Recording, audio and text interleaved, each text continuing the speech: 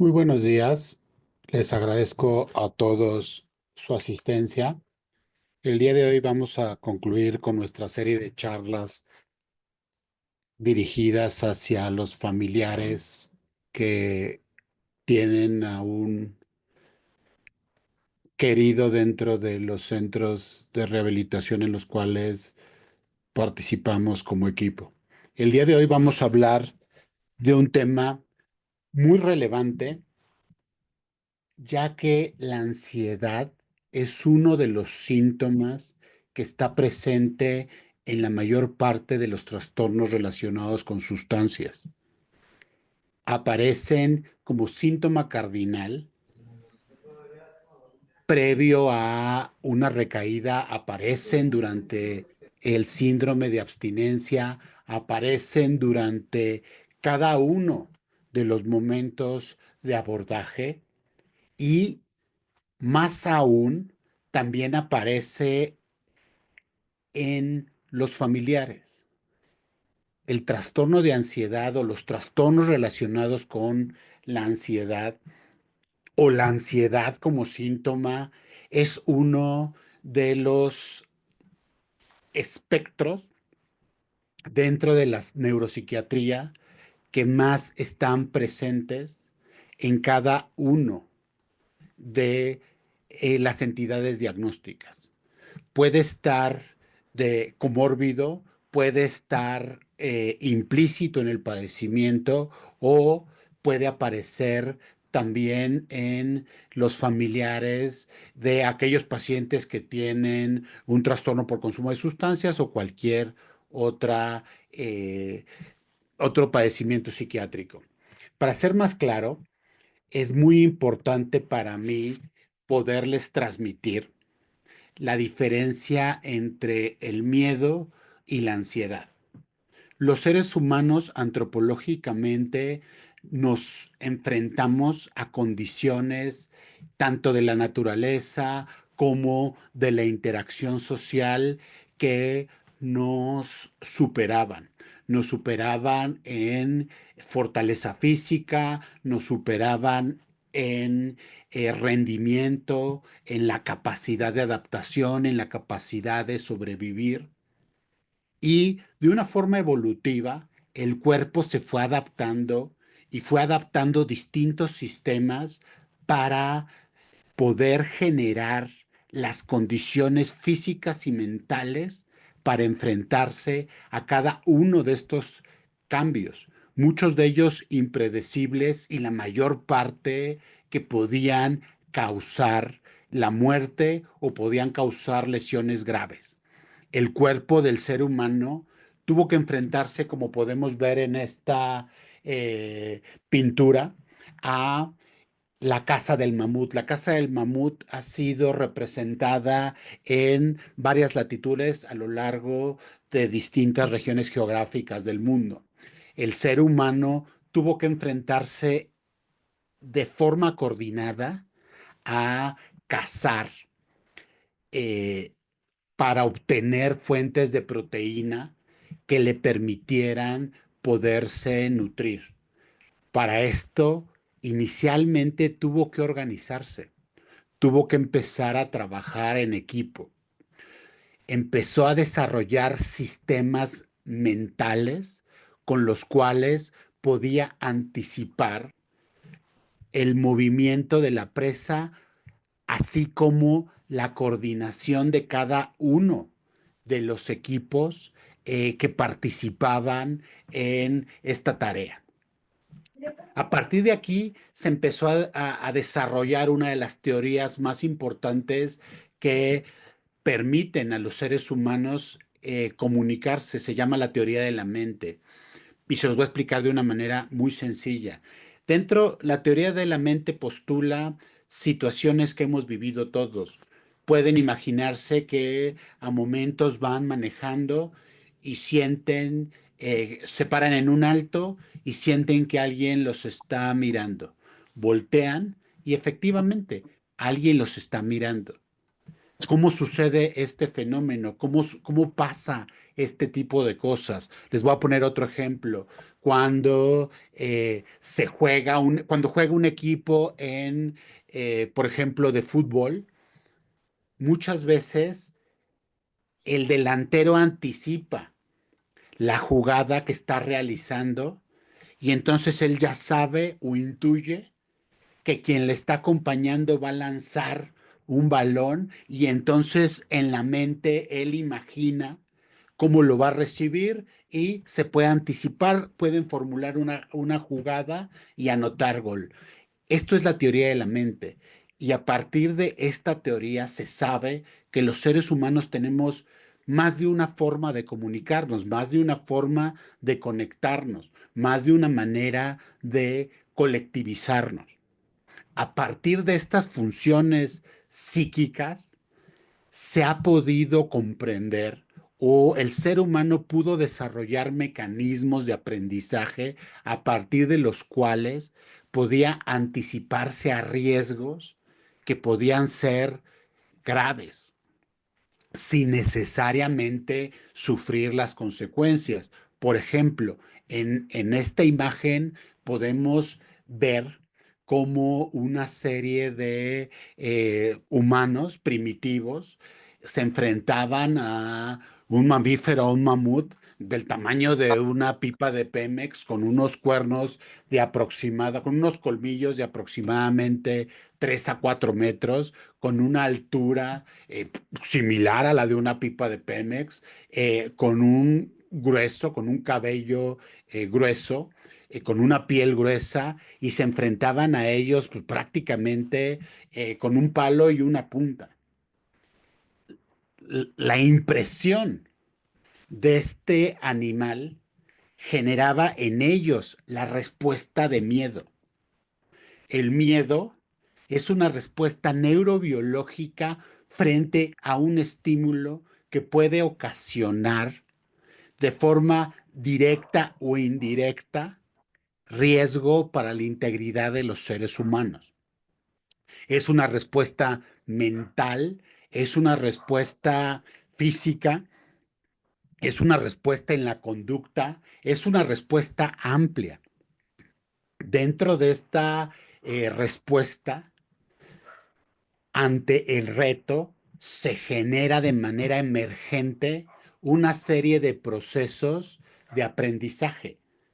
Se tiene que aprender y los seres humanos en equipo, en colectividad, aprenden cada uno de los movimientos, cada uno de los embates y se va generando conocimiento en tiempo real, anticipación en tiempo real. Esto implica para el organismo un movimiento de neurotransmisores, de hormonas, de mediadores inflamatorios, acelera el funcionamiento de ciertas partes del organismo, alenta otras partes del organismo y genera tres eh, respuestas básicas. El miedo genera tres respuestas básicas. La primera es la huida ante situaciones que generan un reto.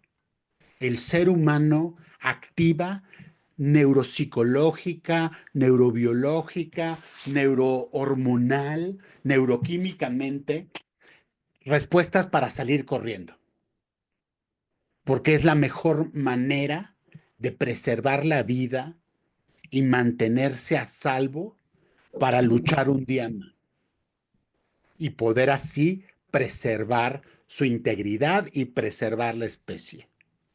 La segunda respuesta, que no está presente en todos los seres humanos, que está presente en un grupo específico, es la respuesta de ataque.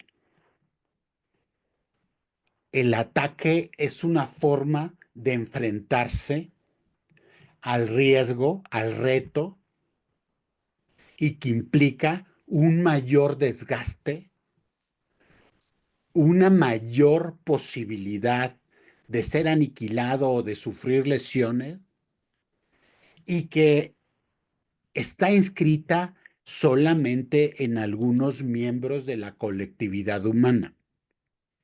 Y también existe una tercera respuesta inscrita de manera antropológica y de manera ontológica en los seres humanos, y es la respuesta de sometimiento.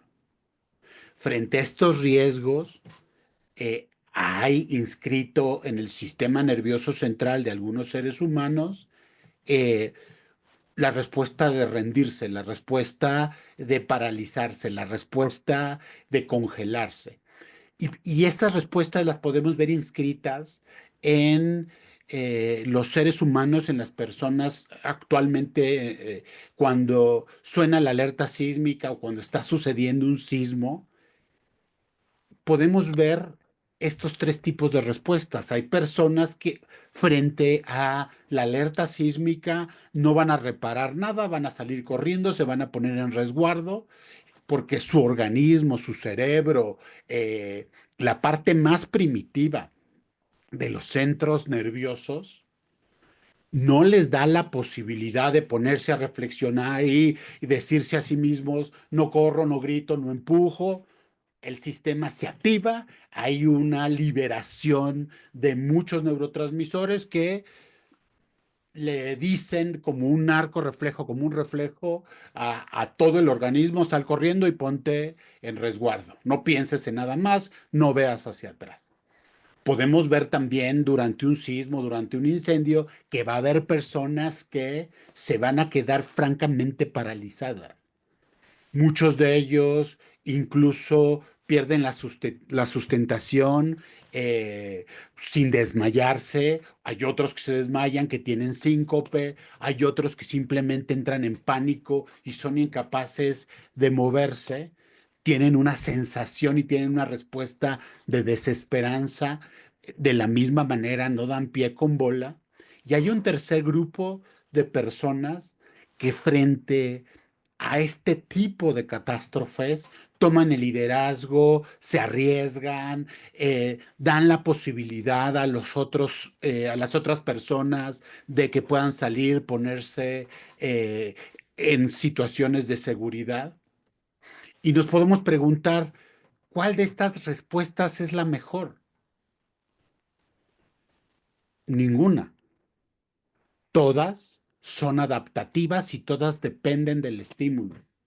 Una persona que se queda paralizada frente a un sismo, por ejemplo, si está en riesgo la vida de sus hijos, puede actuar de una manera para defenderlos.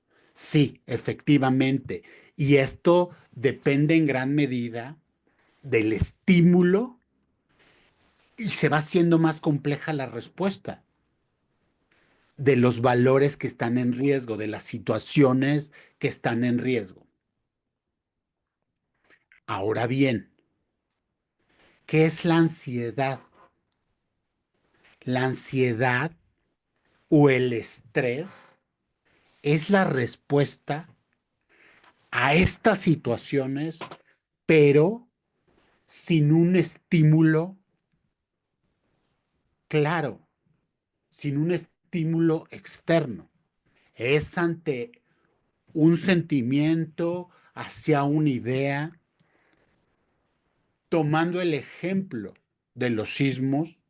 El miedo es cuando está sucediendo la sacudida, cuando está sonando la alerta sísmica, cuando están tronando las paredes, y la ansiedad es la misma respuesta biológica ante la simple idea de que pueda temblar, a que está llegando el mes de septiembre, al escuchar sonidos relacionados con la alerta sísmica, incluso frente al estímulo de la alerta sísmica cuando son pruebas donde avisan, cuando son simulacros donde avisan que es simplemente un simulacro. La respuesta de ansiedad es frente a la situación, a la interpretación del estímulo. Esto es muy importante porque, como les comentaba, la ansiedad en la infancia derivada de el bullying, derivada de la violencia infantil, derivada de la inseguridad, de situaciones marginales, como hemos visto a lo largo de este año, implican uno de los factores de riesgo mayormente relacionados con los trastornos por abuso y dependencia de sustancias. El estrés continuo, incluso en la televisión, nos dicen que es un factor de riesgo directamente relacionado con enfermedades cardiovasculares como la hipertensión, como los infartos, está relacionado con enfermedades metabólicas como la diabetes.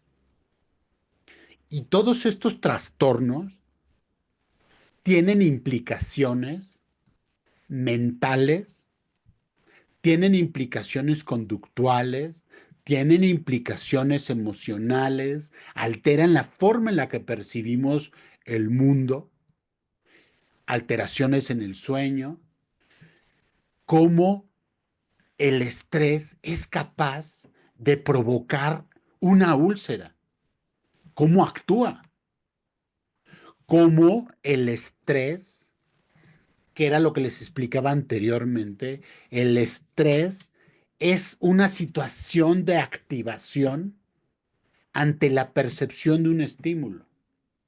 Les voy a poner un ejemplo. Un niño que es golpeado por sus padres tiene la misma respuesta física y la misma percepción como si estuviera en la posibilidad de que lo aniquilaran. Un niño que es maltratado, un niño que sufre bullying, tiene la misma sensación biológica como si lo estuviese persiguiendo un depredador. Esta sensación de estar en riesgo, el cerebro no la puede disociar, el cerebro se activa. Recuerden que son partes que están alejadas de la corteza cerebral. Recuerden que hemos visto a lo largo de este año que los seres humanos sentimos con la parte más primitiva del cerebro. Las emociones están en las partes menos desarrolladas del cerebro y la inteligencia está en las partes más evolucionadas del cerebro.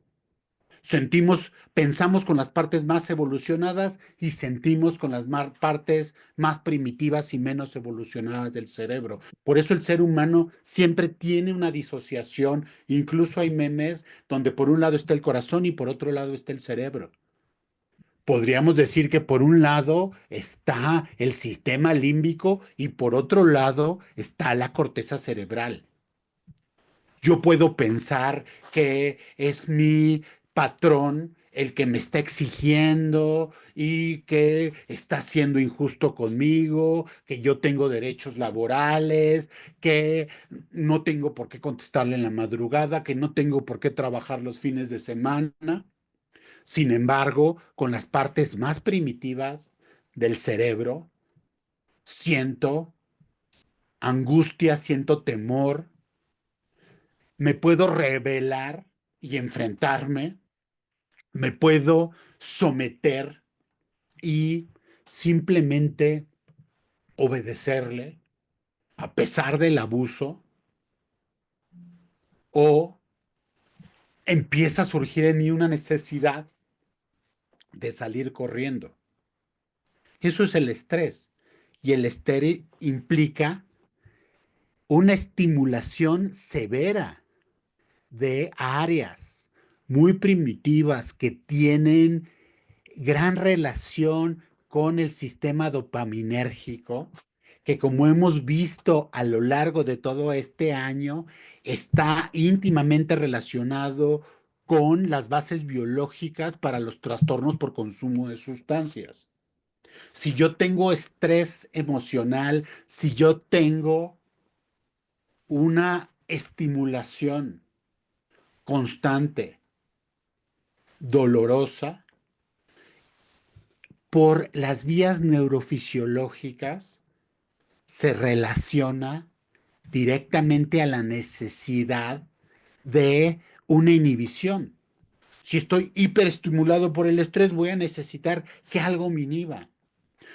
Si me siento muy angustiado, si estoy constantemente preocupado, si estoy teniendo ideas obsesivas, fantasías dolorosas, angustia constante, entonces es mucho más posible que tenga craving, que tenga un deseo por sustancias que disminuyan esa respuesta de estimulación. Por ejemplo, el alcohol, por ejemplo, los cannabinoides, los opiáceos, el fentanilo.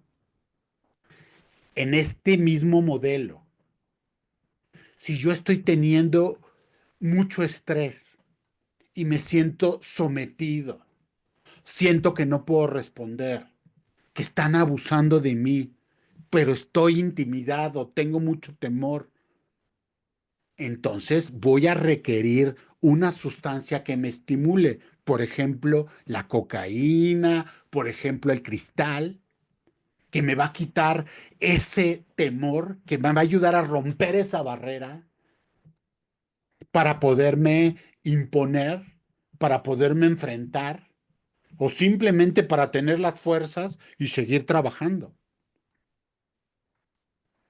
De la misma manera, aquellas personas que constantemente están enfrentando las vicisitudes, que son líderes, que requieren, por un lado, depresores, cuando ya terminó la tarea, cuando ya terminaron de dirigir un equipo, requieren, cuando ya terminaron la responsabilidad, requieren depresores. Y para seguir adelante, porque siempre hay algo más, siempre hay algo más, siempre hay algo más, necesitan estimulantes. Y todo es a partir de centros como la amígdala, como la hipófisis, que tiene una alta conexión con los sistemas hormonales, que tiene una alta conexión con el sistema inmunológico. El estrés es causa de inmunosupresión. Estaba tan estresado que me empezó a salir herpes, que me empezaron a salir fuegos. Y justamente es por la íntima conexión que tienen centros como la hipófisis, como el hipotálamo, como el lucus ceruleus, la amígdala, como ya lo había mencionado, el sistema límbico, la corteza prefrontal.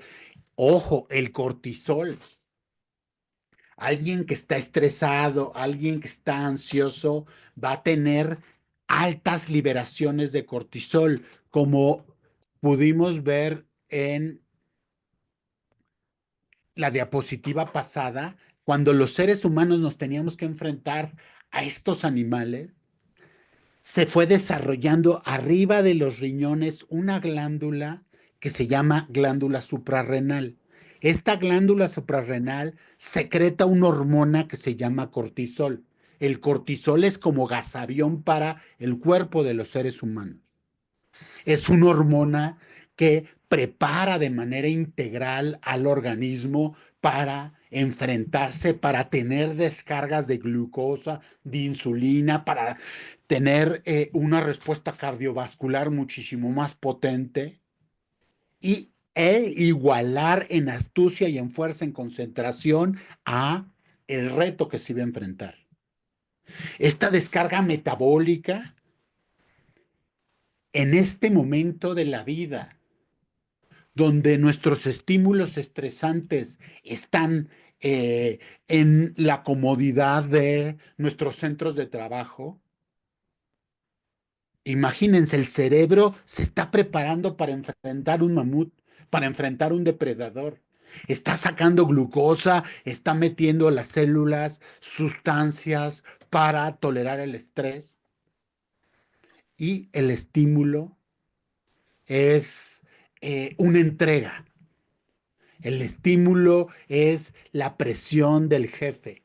El estímulo es que no llego a la quincena. Entonces, esta hormona, con la potencia inflamatoria, con la potencia que tiene sobre la liberación de glucosa, sobre el metabolismo de las proteínas, sobre el metabolismo de las grasas, es innecesaria. Está secretando gasavión cuando alguien tiene que estar dormido tratando de conciliar el sueño porque mañana va a trabajar con esta energía, con este rush, no va a poder de ninguna manera conciliar el sueño. Entonces empiezan a venir trastornos como la tolerancia a la glucosa, como la tolerancia a la insulina, las dislipidemias incrementan las grasas, empieza a fallar la tiroides, porque se está revolucionando al organismo cuando debe de estar en un estado basal. Y de aquí es que empiezan a surgir complicaciones relacionadas con la ansiedad y mis compañeros saben que en estos momentos, por ejemplo, después de haber consumido cristal toda la mañana, toda la tarde, llegan a su casa y se avientan unos chochos, se avientan un porrito, un forloco y a dormir. Es esta forma de estar equilibrando de manera artificial la relación entre estimulación e inhibición. La forma como muchos de los usuarios dicen, lo único que quería era apagarme. Logran apagarse, logran apagar los centros superiores, pero toda la descarga metabólica, toda la descarga inflamatoria, todo el reguero en neurotransmisores continúa ahí y sigue haciendo estragos. De una manera muchísimo más amplia, podemos darnos cuenta cómo están relacionados muchos sistemas muy importantes, como el fisiológico, incremento de la energía, glucosa, la frecuencia cardíaca, los ojos tienen una posibilidad de ampliar el campo visual. Por ejemplo, en un partido de fútbol se secretan todos estos neurotransmisores, se gastan todos estos neurotransmisores y entonces se apertura la visión, tenemos una vista periférica y de reojo nos damos cuenta cómo se va acercando un contrario o cómo se va acercando el medio central. Esta forma en la que se organiza el cuerpo de los seres humanos requiere un gran gasto de energía, un gran gasto de flujo cerebral, una gran capacidad del intestino de absorber agua, de retrasar la digestión porque gasta mucha energía, la inmunidad, el sistema frente al estrés se prepara para ser lesionado. El cuerpo de los seres humanos está adaptado a un medio ambiente hostil. Muchos de nosotros hemos escuchado la palabra se me enfrió el golpe. Me estaba peleando y la verdad no sentí cuando me picaron, hasta que se me enfrió. Estaba jugando fútbol y no sentí que estaba fracturado, hasta que se me enfrió. Y es justamente por la alto despliegue del sistema inmunitario, de los neuromediadores, de la inflamación, el factor de necrosis tumoral, las citocinas y una serie de cascadas inflamatorias que preparan al organismo para el impacto, para la confrontación.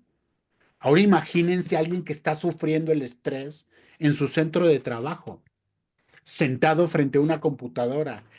Se van dando cuenta cómo es que se perfora el intestino, cómo es que se inflaman las arterias y el estrés causa infartos cardíacos. Hay respuestas desde bostezo ante el estrés hasta el cierre de la garganta. Se amplían las fosas nasales para meter más oxígeno y como hay un estado de alerta, hay una amplitud de la conciencia para traer aquella información que se requiere para enfrentar. la adversidad. Esto es un ejemplo, esto es un esquema de toda la movilización que el estrés, que la ansiedad implica sobre el organismo y que son respuestas automáticas. Vamos a ver de una forma rápida, que para mí es muy importante podérselas transmitir, cuál es cada una de las dimensiones de la ansiedad. Porque a partir de este aprendizaje, a partir de que nos podamos aproximar a cada una de las dimensiones que ya sabemos que las provoca, podemos conocer que la ansiedad es más allá de una emoción. En la primera dimensión tenemos el humor ansioso. El humor ansioso es una sensación de inquietud, es una sensación de constante pesimismo. En la mente aparecen 300 escenarios, cada uno peor a otro. Nos contamos historias de terror sobre la historia de terror, pero el qué tal sí, qué tal sí, qué tal sí, qué tal sí. Y este es un aprendizaje, esto es una formación neurológica por la cual mis compañeros saben que una parte básica del programa de AA es el solo por hoy. El solo por hoy permite estar buscando una forma de acotarnos cognitivamente en este humor ansioso, donde cada uno de los cuentos de terror va a ser peor que el otro, peor que otro, peor que otro. Mis compañeros que están en los centros de rehabilitación no me van a dejar mentir, están ahí en la junta y ellos en su mente ya están 3 meses después de que salieron, ya están diseñando escenarios donde tienen una familia feliz o donde viven solos. Y eso, dentro del humor ansioso, se llama aprensividad o aprensión, que es una anticipación temerosa al peor escenario, al mejor escenario, que impide al ser humano estar aquí y ahora. Este humor ansioso no es privativo de las personas que viven con trastornos por dependencia a sustancias, alcohol o tabaco. También está presente en sus familiares y está presente en aquellas personas que tienen trastornos de ansiedad. La irritabilidad. La irritabilidad se presenta, como lo explicamos anteriormente, en la ausencia de un estímulo agresivo. Por ejemplo, irritabilidad es cuando alguien pasa y le dice, hola, mijo, ¿cómo estás? Pues, ¿cómo quieres que esté? Aquí me tienes encerrado, ve nada más. Ahí no hay un estímulo. Agresividad es cuando hay un estímulo. Por ejemplo, es que tú siempre es lo mismo, pero es que yo te dije que no me trajeras aquí. Ahí hay un estímulo agresivo y hay una respuesta. Eso es una respuesta contraagresiva. Irritabilidad es la sensación de intolerancia cuando no hay ningún estímulo. El humor ansioso entonces tiene estas cuatro características. Inquietud, un estado de inquietud, de aprensividad, de pesimismo y de irritabilidad. La sensación de tensión es una sensación neuropsicológica donde existe una sensación constante de estrés emocional, unas ganas constantes de querer llorar, de estar muy acelerado, una sensación de no poderse desconectar, de una fatiga, de una incapacidad constante para relajarse, para pensar en otra cosa. Incluso esta sensación de tensión genera el sentimiento de no poderse quedar en un solo lugar, la necesidad de me necesito parar, y estoy parado y me quiero sentar. Quiero ir a dormirme y no me puedo dormir. Estoy con mis compañeros y ya me fastidiaron. Esta sensación de tensión habla de una hiperactivación del sistema nervioso central, ya con una conexión del sistema nervioso periférico que vamos a ver posteriormente. Las fobias. Las fobias también están relacionadas a estados de estrés o estados de ansiedad. Dentro de las fobias puede estar miedo a la oscuridad, miedo a quedarse solo, miedo a los animales grandes, a insectos, miedo a las alturas, miedo a lugares cerrados, miedos a las multitudes, miedo a hablar en público. Estas fobias pueden ser desde temores, desde ideas, hasta la sensación de activación y evitación, la incapacidad de salir de mi casa, la incapacidad de ver a una persona extraña. eh, si veo a alguien extraño, me cambio de cuadra o no salgo. La fobia, por ejemplo, a los perros, no puedo ni siquiera escuchar que se hable de un perro, menos verlo. No lo puedo ver ni en pintura. Cuando una fobia también eh, que aparece frecuentemente es a volar. Desde que siento que tengo que tomar un avión hasta que eh, se cierran las puertas y prácticamente tengo que pedir que me saquen, puede incapacitar a las personas. Las fobias están relacionadas a estímulos o a ideas que regularmente están desplazadas, pero que generan esta respuesta intensa del organismo que puede incapacitar a las personas que la viven. Aquí voy a hacer un paréntesis.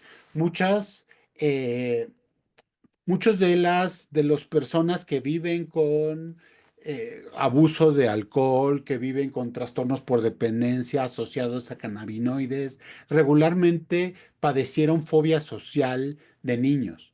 Tenían mucha incapacidad para socializar, les costaba mucho trabajo relacionarse, menos hablar en público y se dieron cuenta que a partir del consumo de alcohol podían platicar con los demás, ir a fiestas, bailar y empezaron a generar un condicionamiento a partir del cual lograban la inhibición de ciertas sustancias para mejorar su funcionamiento, hasta que desarrollaron un trastorno por dependencia que terminó incapacitándolos y de forma paralela incrementando los trastornos por el trastorno de ansiedad.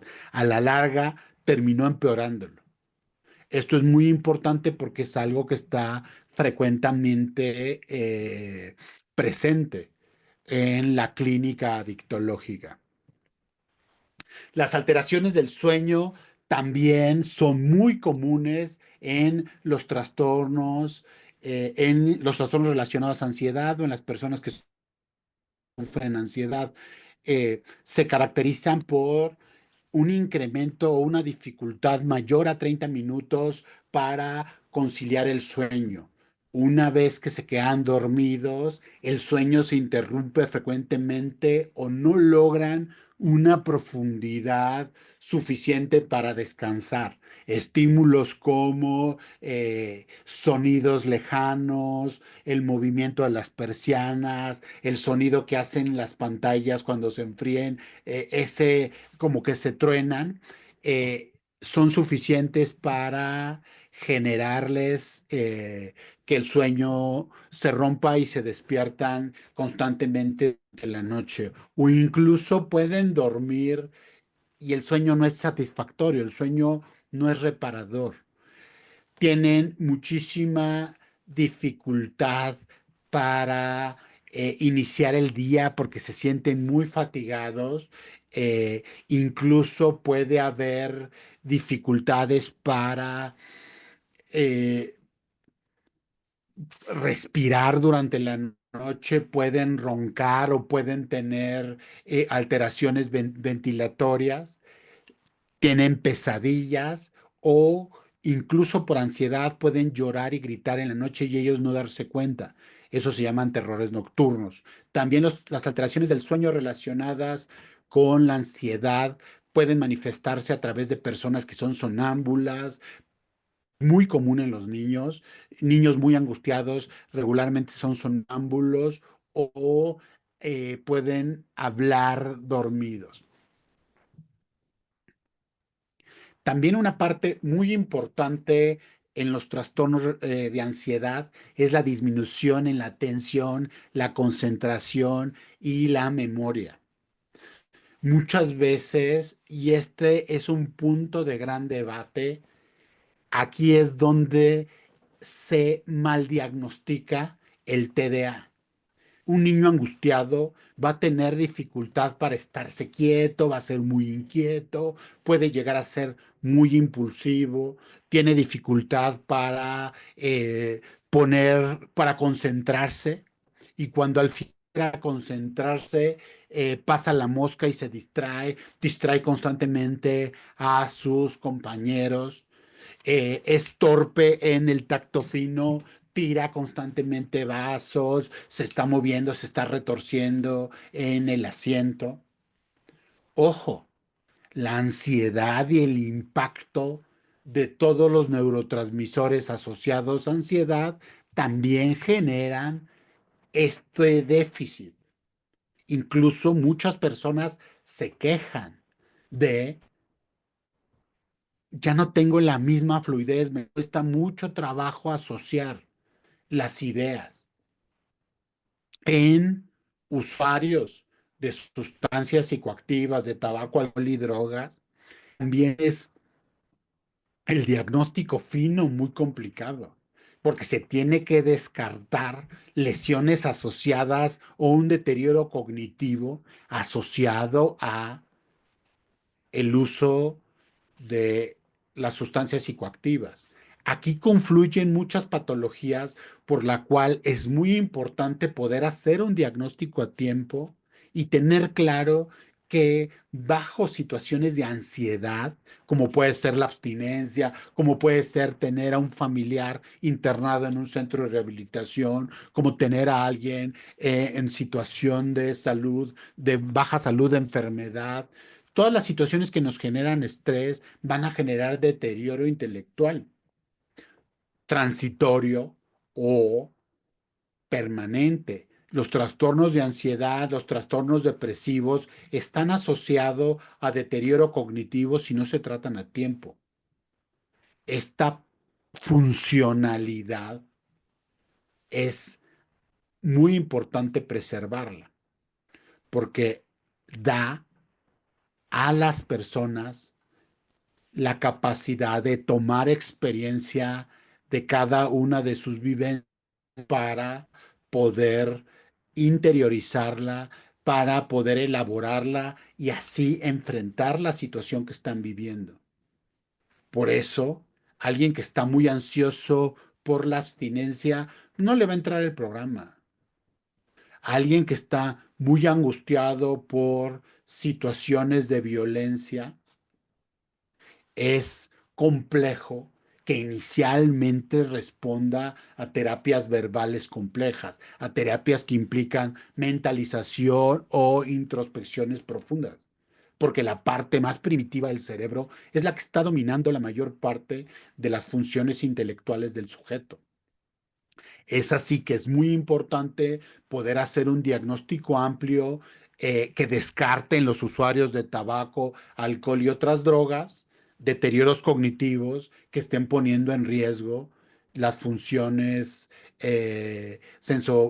perceptuales, las funciones ejecutivas y funciones más complejas como son las praxias, como es la capacidad de abrocharse los botones, poder mover objetos sin estarlos viendo. Vamos, hay toda una serie de evaluaciones neurocognitivas, neuroemocionales, psiquiátricas que se tienen que realizar, pero que también son una dimensión de la ansiedad.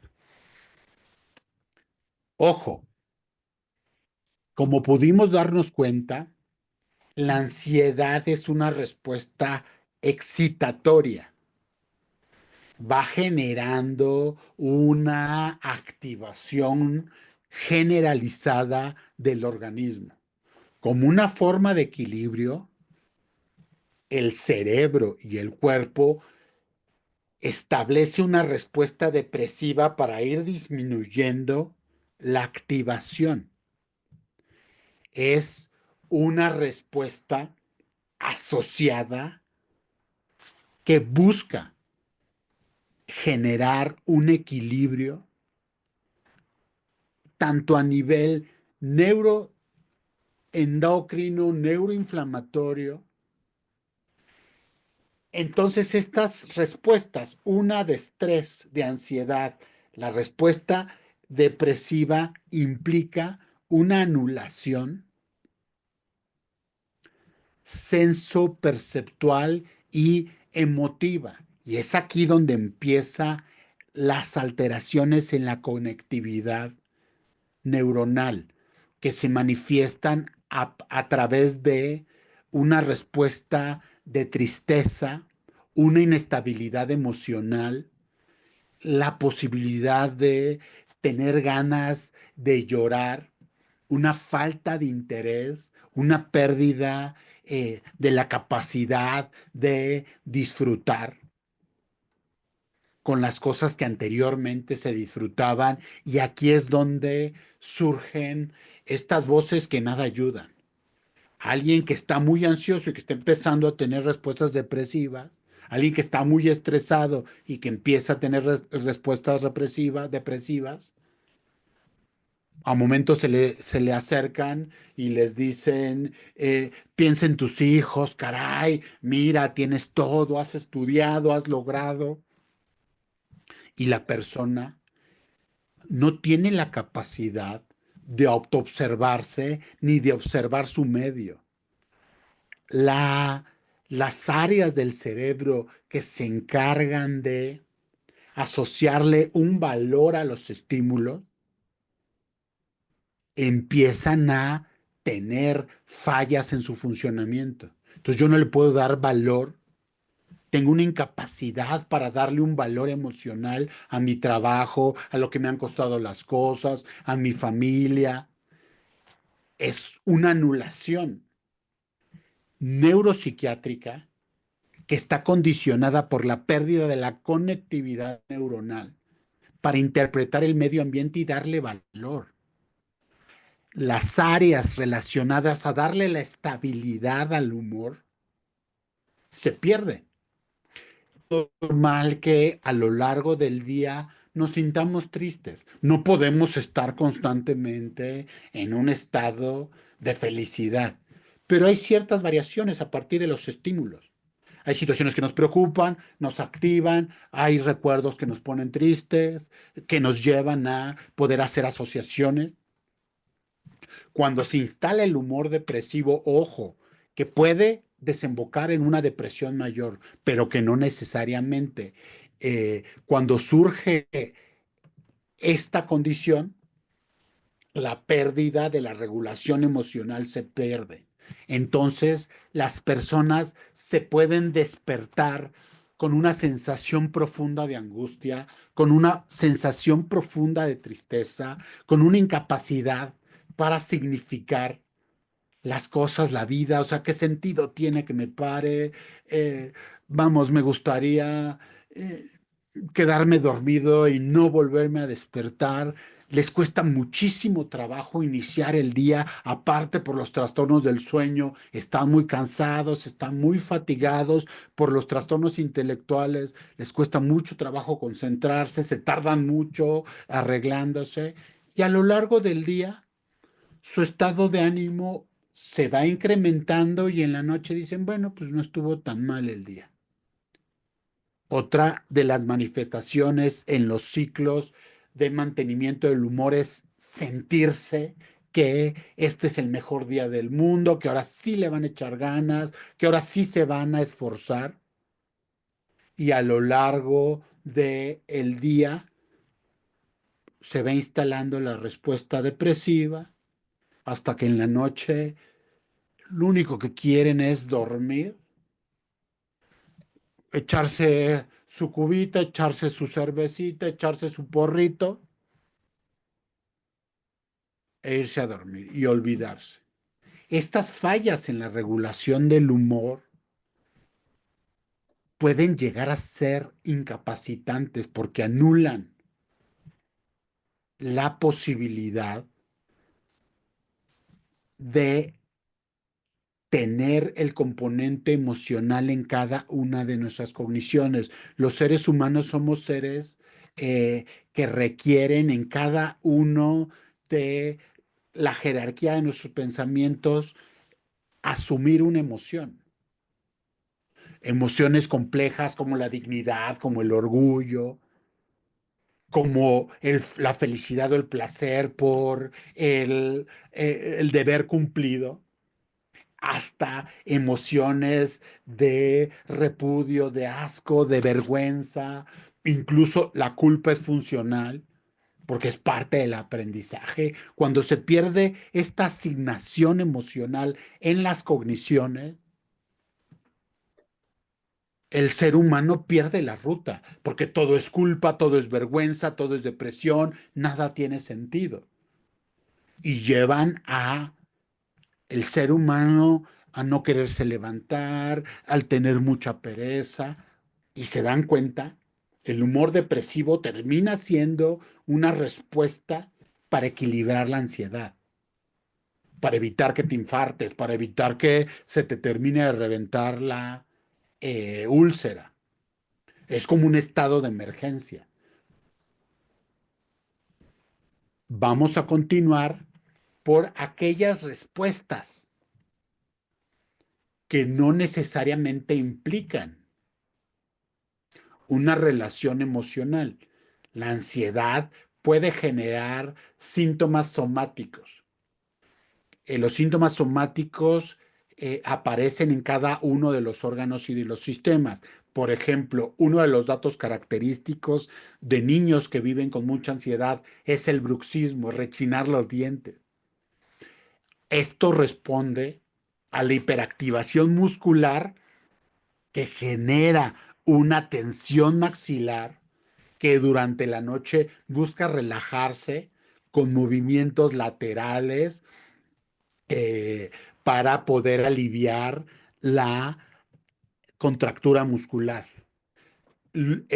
Podemos también entender, porque la mayor parte lo hemos vivido, la ansiedad genera tensión muscular, tensión del cuello, tensión de los hombros, puede generar francas contracturas musculares, muchas de ellas dolorosas, en hombros, puede generar sacudidas, ya sea tics o sacudidas mioclónicas, que es de, por ejemplo, de una mano y alterar las cuerdas vocales, por lo cual a alguien se le quiebra la voz se torna poco firme o insegura. Todas aquellas áreas del organismo eh, que tienen relación con el tejido muscular pueden contracturarse y generar eh, áreas de franco dolor, incluso inflamatorias. También tenemos una dimensión somática que se refiere a la parte sensorial. Muchas veces la ansiedad está relacionada a zumbido de oídos, visión borrosa, sofocos, escalofríos, sensación de debilidad, sensación de hormigueo. Y esto se debe, como lo había mencionado, a las alteraciones generalizadas que provoca. Los síntomas cardiovasculares relacionados a la ansiedad y en muchos casos relacionados a los ataques de pánico es la taquicardia. La taquicardia es la percepción de un incremento en la frecuencia cardíaca. Las palpitaciones es la sensación de que el corazón está latiendo muy rápido, con una gran capacidad de expulsión. Pueden relacionarse con sensación de dolor en el pecho, una sensación como si se estuviera recibiendo una puñalada. Incluso puede haber pulsos periféricos muy intensos y eh, también la sensación de que el corazón está saliéndose de ritmo. Estos síntomas pueden precipitar ataques de pánico. Ataques de pánico relacionados con el sistema muscular, como les comentaba anteriormente. Aquí tenemos el esternón, aquí hay una unión entre cartílago y hueso de las costillas. Cuando se inflama, puede haber, hay un fenómeno que se llama osteocondritis, que genera áreas de inflamación, áreas de mucho dolor que dificultan la respiración. Cuando estos músculos se tensan, las personas que sufren ansiedad sienten como si tuvieran un cinturón alrededor del pecho que no les permite respirar. Los músculos del cuello se pueden tensar y generan dificultades graves que aparentan la sensación de tener un globo en la garganta que no les permite meter aire o incluso no les permite comer, como vamos a ver posteriormente. Cuando todos estos músculos se tensan, es tanta la dificultad que las personas sienten que no hay suficiente oxígeno en el aire para poderlo ingresar al sistema. Esta sensación de ahogo más las alteraciones cardiovasculares muchas veces se confunden con, o pueden estar relacionadas, se confunden o incluso pueden estar relacionadas con infartos. O la sensación de que voy a perder el control, de que me voy a morir, porque es una sensación de muerte al no poder respirar, de urgencia de salir corriendo, justamente por la activación cardiopulmonar. Esto, al irse propagando, genera algo que se llama espasmo esofágico. El esófago, al tener músculo, que es el que nos permite ir bajando los medicamentos, los alimentos, al tener un espasmo, incluso algunas personas que sufren de mucha ansiedad les genera dolor para pasar los alimentos. Ni el agua muchas veces pueden tomar, pueden perder peso. Está asociado a gastritis, colitis. La colitis se puede manifestar por periodos de diarrea o periodos de estreñimiento o periodos de diarrea y estreñimiento. El impacto que tiene un nervio, que es el nervio vago, que está íntimamente relacionado con el funcionamiento de secciones del sistema digestivo, implica una liberación de más ácidos en el antro del estómago, en el esófago y se puede relacionar a úlceras. Y es aquí donde ya podemos empezar a asociar porque dicen que el estrés puede causar enfermedades cardiovasculares, el estrés cambia la microbiota, que es la flora intestinal, por un incremento de la acidez y se disminuye la producción de serotonina. Actualmente se sabe que una serie de bacterias que viven en el intestino, que se llaman microbiota, son una de las principales fuentes generadoras de un neurotransmisor que se llama serotonina. Y la serotonina entre otros mediadores, entre otros neurotransmisores, ayudan a la regulación del afecto y ayudan a la regulación de la ansiedad. Entonces, un incremento en el tono vagal, el vago es un nervio que tiene su origen en áreas del sistema nervioso central y van de forma directa a lo que se le conocía como el plexo braquial y el plexo solar, que hemos visto que a muchos boxeadores cuando les pegan en la boca del estómago pueden tener un paro cardiorrespiratorio. Es justamente por esta inervación. Entonces, los síntomas de estrés pueden estar relacionados a alteraciones gastrointestinales. Los síntomas de ansiedad también tienen relación con la función genitourinaria de los seres humanos. Están relacionadas a alteraciones menstruales en la mujer. Hay una sensación constante por la inervación de la vejiga. Aquí podemos ver la vejiga en la mujer, aquí podemos ver la vejiga en el hombre. Esta sensación, cuando alguien está ansioso por un examen, porque está esperando algo, tiene una constante sensación de opresión en la vejiga, como comúnmente se le dice, me estoy orinando de miedo. Hay que estar yendo constantemente al miedo porque el estrés, la ansiedad genera esta necesidad de vaciar la vejiga para salir huyendo. Lo han podido, probablemente lo han visto, sobre todo en los perros, cuando se espantan mucho, orinan, se orinan, y esto es con el fin de estar más ligeros para poder huir.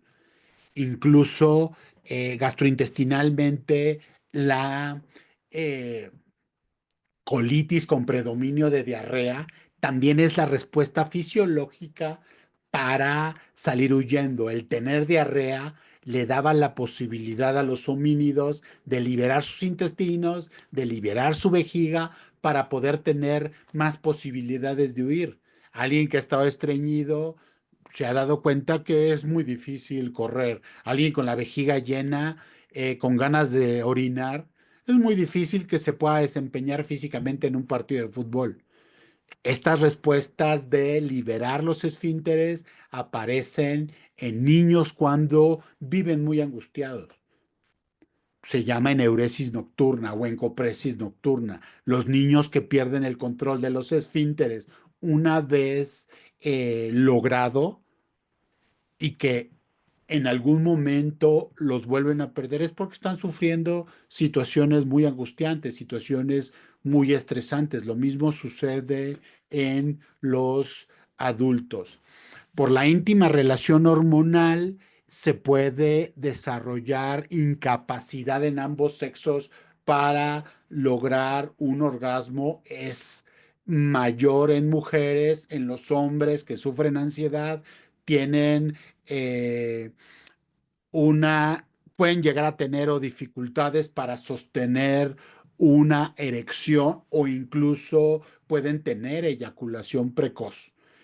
Todos estos datos están relacionados a la ansiedad y se pueden agravar tras el consumo de sustancias por una serie de mecanismos inflamatorios que generan disfunciones severas. Y como última dimensión, vamos a observar eh, todos aquellos síntomas que están relacionados con el sistema periférico. Como lo revisamos en todo este año, el sistema nervioso central se refiere al cerebro y todo aquello que está relacionado, y el sistema periférico es aquel que tiene conexión con las pupilas y que genera todos aquellos movimientos automáticos como la respiración, el latido cardíaco, la digestión, el funcionamiento de las vísceras huecas. La activación del sistema nervioso autónomo relacionado a estrés o ansiedad puede generar desde una coloración pálida de las personas que tienen ansiedad, con ruborizaciones muy localizadas, por ejemplo, de mejillas cuando se someten a estímulos. En la fobia social, que tienen vergüenza de hablar en público, se empiezan a poner rojos, empiezan a sudar. Las personas que también que tienen ataque de pánico se ponen pálidas, empiezan con una sudoración de manos, sudoración de pies, pueden tener dolores de cabeza asociados a la ansiedad que pueden ser muy intensos. Eh, uno, Antes se les llamaba cefaleas por tensión, pueden tener la carne de gallina, vértigo, vamos, es toda una serie de manifestaciones relacionadas con la activación del sistema autónomo.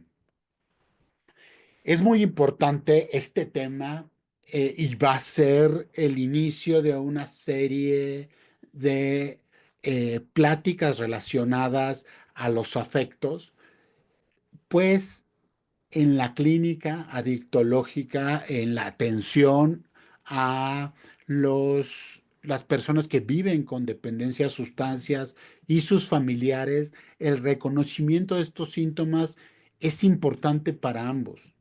La ansiedad, como lo pudimos ver, está muy relacionada al uso de sustancias, está muy relacionada a sistemas que pueden generar de forma inconsciente la necesidad de eh, parar esa activación o activar la inhibición y de la misma manera en los familiares.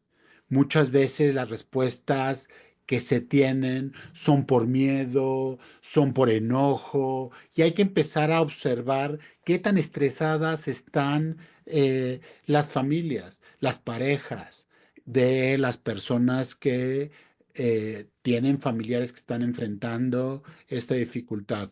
Les agradezco su atención a esta charla y la atención que tuvieron durante el año. Abrimos la fase de preguntas y respuestas. Les recuerdo que esta plática está siendo grabada para subirla a redes sociales. Si ustedes gustan participar, pueden enviar sus preguntas a través del chat o abrir su micrófono para comentar sus preguntas. Si deciden abrir su cámara o en su Zoom está su nombre completo, tengan claro que que esto se va a subir a redes sociales y que dan su autorización para que su imagen sea transmitida. Gracias.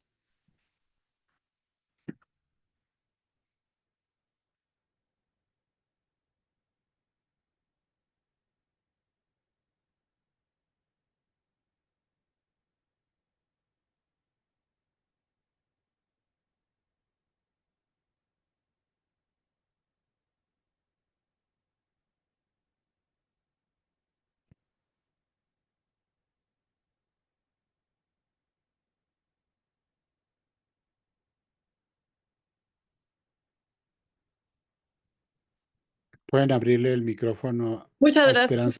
por la charla. Creo que es muy informativa. Tengo una pregunta. Para eso de lo del cortisol Estaba hablando que Esperanza. Adelante, adelante. No, de hecho, yo nada más quería dar las gracias por por esta atención que han tenido para las familias. Gracias. Sí, ya si gusta la otra persona puede hacer su pregunta. buenas tardes a todas y a todos. Yo tengo una pregunta, doctor. Para eso del tema del cortisol, es verdad que tomando magnesio, ¿cómo? Si magnesio o potasio bajan los niveles de cortisol, o forzosamente es tener como nuestra mente tranquila, ¿no? No, Esa es la pregunta. sí, gracias. Va más allá.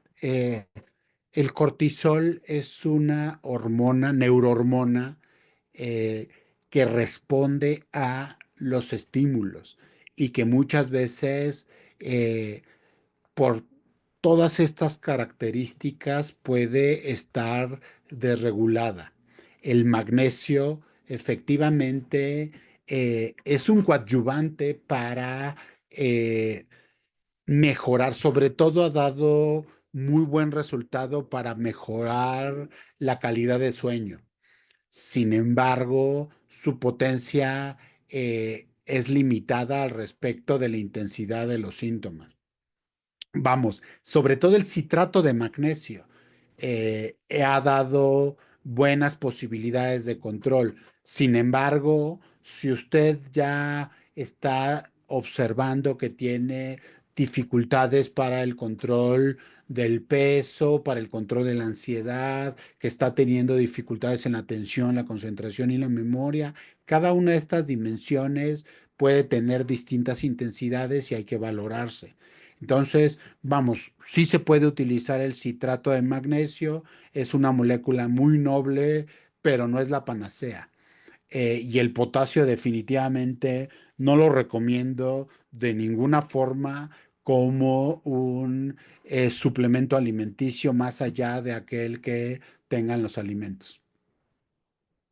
Gracias, doctor, y muchas gracias por... He tratado de estar en todo el año y la verdad que es muy enriquecedor su conocimiento. Le agradezco mucho y que tenga felices fiestas con su familia también. Gracias, gracias, lo valoro mucho.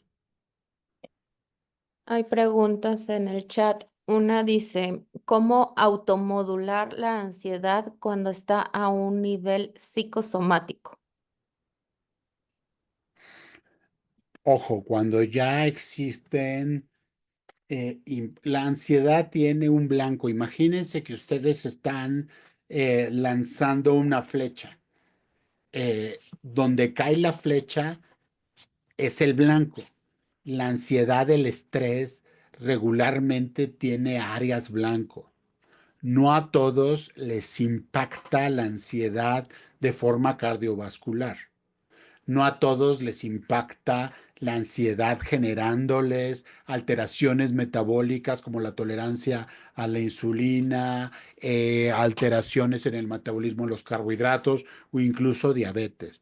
Lo primero que tenemos que entender es que se debe de atender la manifestación. Si tengo gastritis, colitis, hay que ir a un gastroenterólogo, un médico general para buscar la atención y después atender la causa primaria, ir con un especialista de la salud mental para poder recibir un diagnóstico adecuado. Depende la intensidad.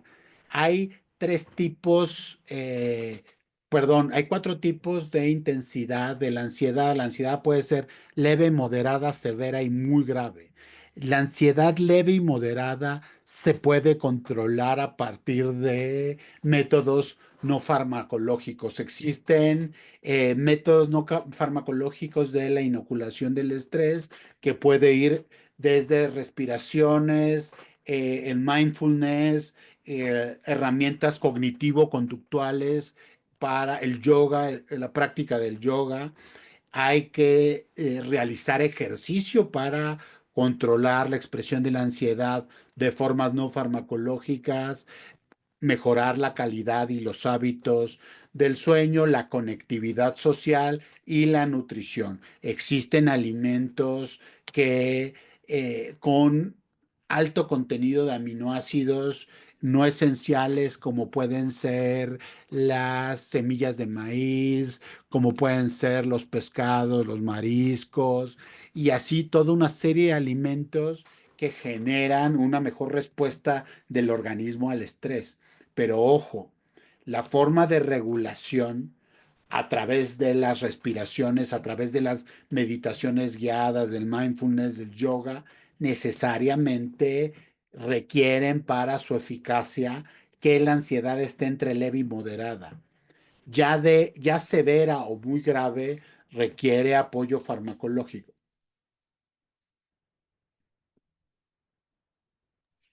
La siguiente dice, ¿hay una consecuencia si consumo cristal y estoy tomando clonazepam? El clonazepam es una benzodiazepina que, lo voy a decir de una manera práctica, es una benzodiazepina que da para abajo y el cristal es una sustancia estimulante. Efectivamente, lo que se está tratando de hacer, lo que está tratando de hacer este usuario es modular los efectos. Sin embargo, imagínate que tienes un carro y que lo levantas de 1 a 100 en 3 segundos y después lo frenas, después lo vuelves a acelerar, después lo vuelves a frenar. Tarde o temprano vas a alterar el funcionamiento del automóvil. Lo mismo sucede con el cerebro. No puedes estar eh, generando una aceleración tan potente como la del cristal y después a través de una benzodiazepina eh, modificar unos neurotransmisores que tenemos en la parte supraorbitaria, en la parte frontal, que se llama GABA, que es el principal inhibidor. Aceleras el cerebro y luego con el clonazepam lo estás inhibiendo. Esta mezcla de un estimulante y un depresor se asocia mucho a la presencia de convulsiones o alteraciones eh, cognitivas o lesiones neurológicas a largo plazo. La que sigue.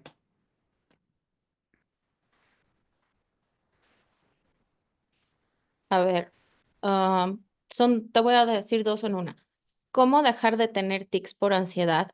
¿Y de qué manera pueden trabajar la ansiedad y la depresión los familiares? Sé que los medicamentos ayudan a regularlo, pero ¿qué otros aspectos debemos considerar para el paciente con dependencia? A ver, definitivamente los tics es una manifestación que debe de ser valorada. Las personas que pueden valorar, los médicos que deben de valorar la presencia de los tics son los neurólogos, neuropsiquiatras.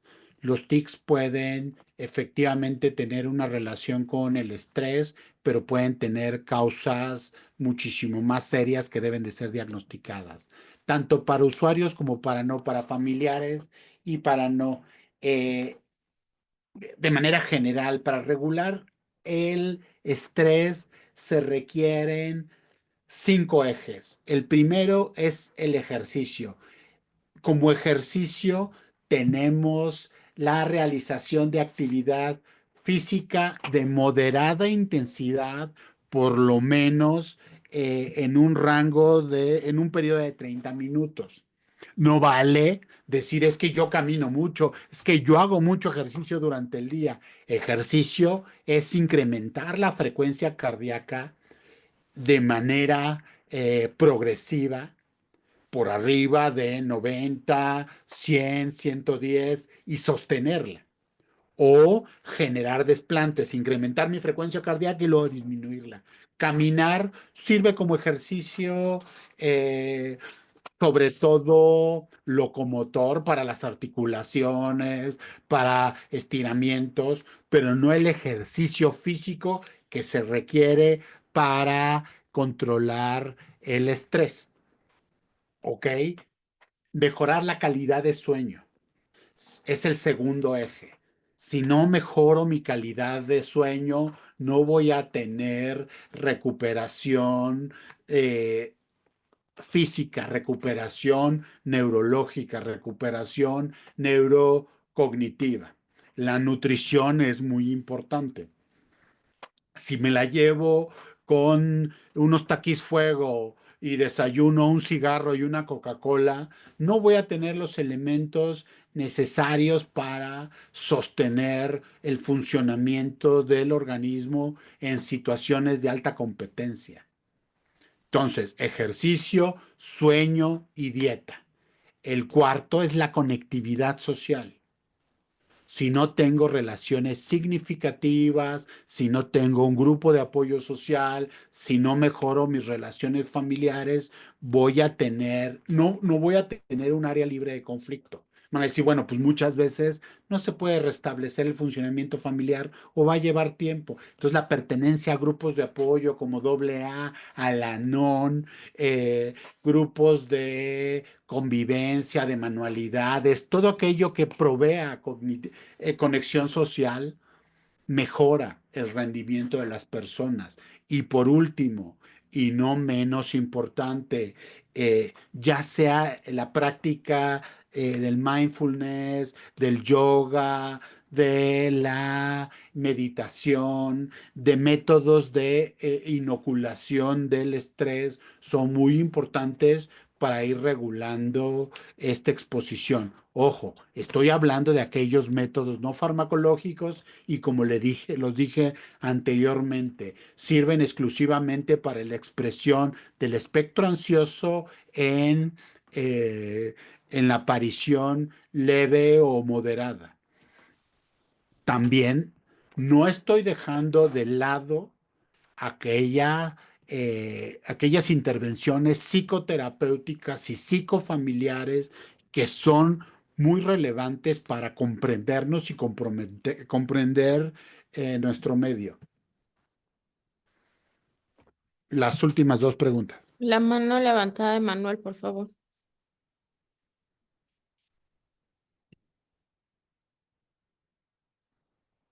Les fue. Hola, doctor, buenos días. Buenos días. Tengo un hijo que se estresa mucho y entonces le empieza a salir acné y de repente le cambia el humor y se pone a la defensiva y un poco agresivo. Ahí ¿cómo lo puedo ayudar? Aquí tenemos 3 puntos de expresión. El humor ansioso se puede manifestar como irritabilidad en personas muy vulnerables, se manifiesta con impulsividad, se puede manifestar incluso con conductas agresivas. Eh, el acné es multifactorial, sí tiene o se ha reportado componentes de estrés asociados, sobre todo por la formación de comedones, que son los puntos negros, por la oxidación de las grasas de la piel. Efectivamente, la mala regulación del estrés puede afectar de forma generalizada a las personas que tienen dificultades de adaptación, que han sufrido bullying o que han sufrido altas presiones. Aquí lo importante para ayudarlo es primero buscar ayuda. Es muy importante que pueda ser evaluado, que pueda acceder a servicios de diagnóstico. Como padres, tenemos que proveer los elementos para que se regulen los que ya mencioné, que es la dieta, el ejercicio, la conectividad social, la meditación, pero también la posibilidad de poderles hacer sentir que para esto que están viviendo hay ayuda, que hay respuestas, que hay formas a través de las cuales ambos pueden aprender a controlarlo, a que se puedan regular. Acompañarlo en el proceso de la búsqueda de ayuda es muy importante para poder enfrentar cada uno de estos trastornos y escucharlo. La última pregunta. Gracias, doctor. Buen día. Buen día. Doctor, tengo bastantes movimientos involuntarios a lo largo del día. Esto se debe a el nivel de ansiedad por... Disculpe, doctor, ¿se puede usted atender a darme información sobre de Martín Antonio Montiel? En la plática Por no, favor, no está diseñada para dar informes. Ah, ok, le agradezco. De nada. La última pregunta. te repito, tengo movimientos involuntarios a lo largo del día. Esto se debe al nivel de ansiedad por mi lesión cerebral. ¿Esto se tendría que autorregular o sería con el tratamiento psiquiátrico? Ojo, aquí estamos hablando de movimientos involuntarios en relación a una lesión neurológica. Esto está hablando de una lesión, una causa específica de los movimientos involuntarios. Lo segundo que revela también es muy importante. Muchos de los medicamentos psiquiátricos como efecto secundario pueden generar movimientos involuntarios transitorios en la fase de adaptación. No todos los movimientos involuntarios se relacionan a estrés e incluso los movimientos relacionados al estrés son muy discretos.